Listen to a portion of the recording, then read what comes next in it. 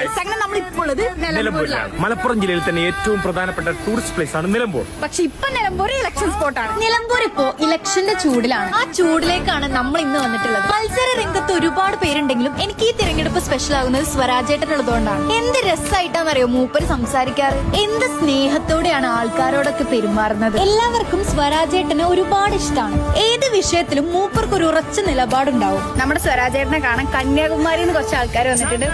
കന്യാകുമാരിയിൽ നിന്ന് നിലമ്പൂർ വരെ സ്വരാജേട്ടനെ കാണാൻ വേണ്ടി മാത്രം കുറച്ചു വരുമെന്നു. അതൊക്കെ കണ്ടപ്പോ ഒരുപാട് സന്തോഷം തോന്നി.